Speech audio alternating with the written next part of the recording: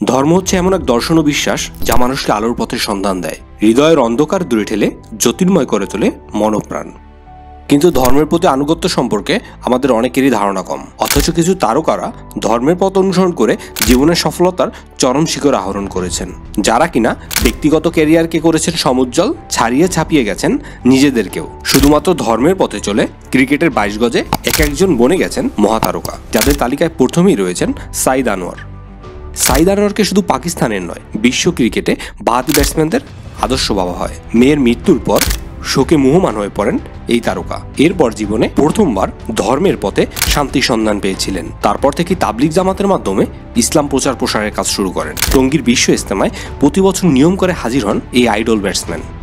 হাসি মামলা, তার মুখের সাদা মৃদু হাসিটা যেন ক্রিকেট বিশ্বের চোখে লেগেই থাকে। আউট হলেও এতটুকু রেগে যান না, হেরে গেলেও না। হালের ক্রিকেটে বিশ্বের অন্যতম সেরা ব্যাটসম্যান। তাকে বলা হতো প্রোটিয়াদের রান মেশিন। তিনি একজন ধর্মপ্রাণ মুসলমান। কখনো রমজান মাসে খেলতে হলে রোজা রেখেই মাঠে নামতেন তিনি। শুধুমাত্র ধর্মীয় বিধিনিষেধের কারণে দক্ষিণ আফ্রিকার ক্রিকেট দলের প্রধান স্পন্সর ক্যাসেল কোম্পানির লোগো গায়ে টি শার্ট পরতেন না, কারণ ক্যাসেল ছিল একটি মদ উৎপাদনকারী প্রতিষ্ঠান।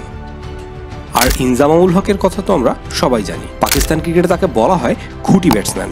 একবার সেট হলে যাকে সামনের বাঘা বাঘা বোলাররাও হার মানত। মুলতানের সুলতান খ্যাত পাকিস্তানের ক্রিকেটের অন্যতম সফল এই ব্যাটসম্যান এখন তাবলিগ জামাতের সক্রিয় সদস্য। বর্তমান ইংলিশ দলের অন্যতম সেরা অলরাউন্ডার মঈন আলীর পারফরমেন্স চোখে পড়ার মতো। সাম্প্রতিক সময় ইসলামের কথা বলতে গিয়ে তিনি বলেন, আমি আমার দাড়িকে ইসলামের পরিচয় হিসেবে দেখি, আর ধর্ম আমার কাছে অনেক গুরুত্বপূর্ণ একটা বিষয়।